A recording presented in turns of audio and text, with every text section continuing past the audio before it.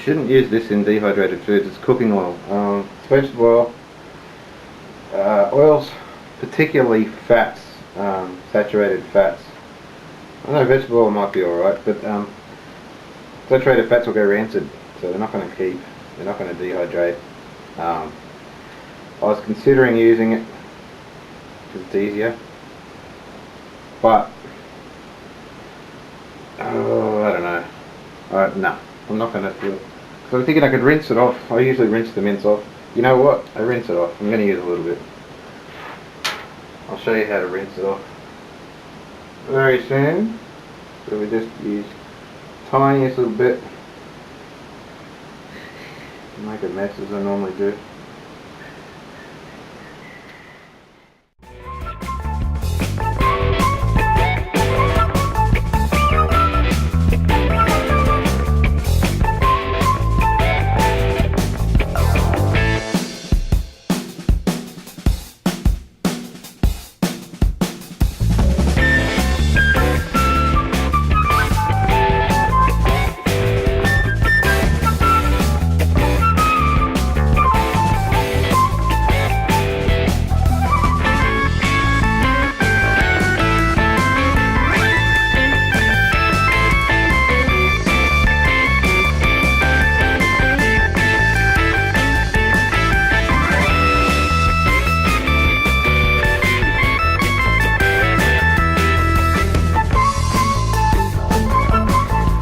Minced garlic.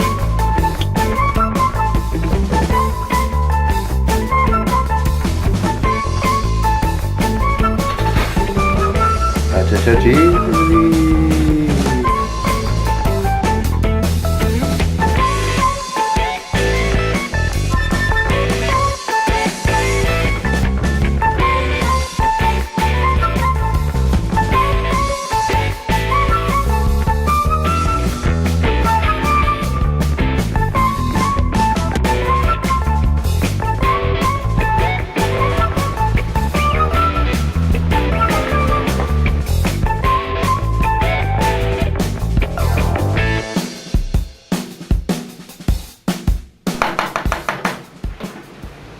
Alright. Okay, we're going to slow down for a sec, guys. The secret ingredients in my dehydrated mince meals is just a little bit of Deb. Now, it doesn't have to have with onion. I've put a shitload of onion in there. I like onion. But this is what I've got. And basically, it rehydrates really well. So it tends to combine with the meat and sauce and rehydrate and give you a nice thickener, a nice thick sauce. You can use flour and stuff like that, but I found this works best. As long as you don't put too much. You put too much, you're just going to have mashed potato and meat, which is, yeah, it's not too bad, but it's not what we're aiming for. So basically it's like using breadcrumbs. That should be enough. It's enough just to hold the sauce together. I put that in before I put the sauce in, and I cook it with the meat, and it tends to all stick to the meat, and that's what you want. It helps the meat rehydrate, in my opinion. I could be wrong, but that's what I've found in my experience. See what happens. It works pretty well.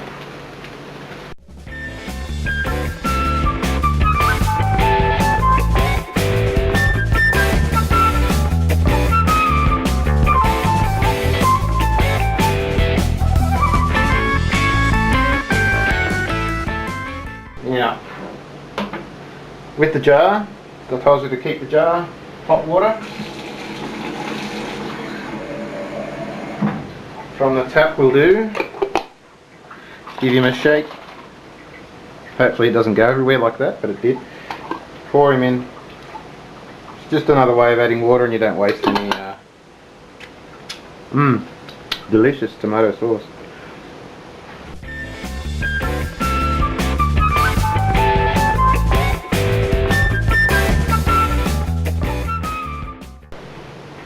Okay, hopefully you can see how much that's reduced. Still bubbling away, so it still looks thin, but yeah, see how much it's reduced. Now it makes it easier to handle. Put in a dehydrator. Like, you could go more if you want. You know, it's just getting rid of water, so that's what our aim is anyway. But yeah, that's totally, I'm happy with that. So I'm going to turn the heat off, let it cool down, and then put it in the dehydrator. Now this is important. Before you do, have a look at your quantity and work out how much one serving would be. I'm probably, bear in mind when you rehydrate too, things don't come 100% back to what they were. So I'm probably going to split that into thirds and call it 3 meals. Yeah, I'd call that 3 meals with a little bit of pasta, if I like my meat.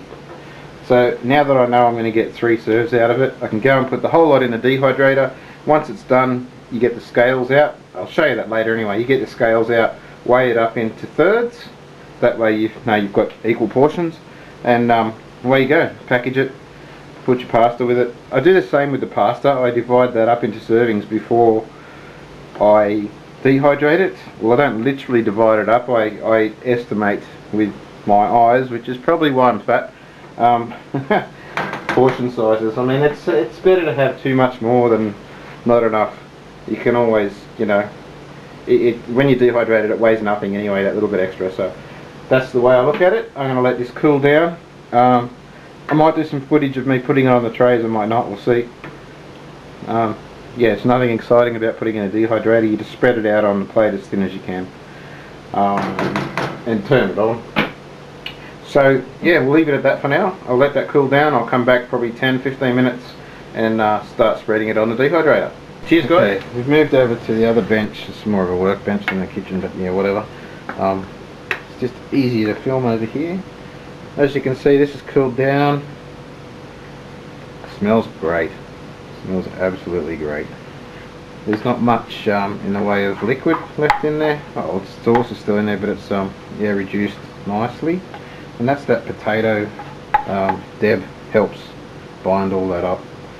So now what I'm going to do is flatten it out, roughly divide it in half,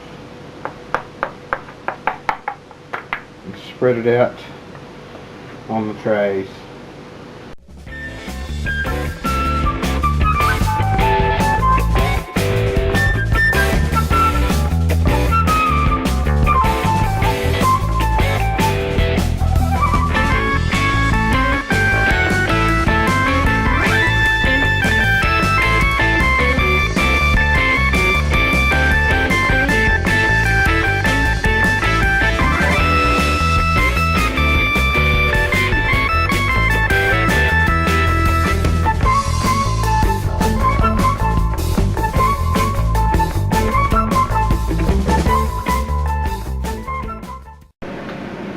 Me and Glenn Grant got a date, so yeah, in about 5 hours or so.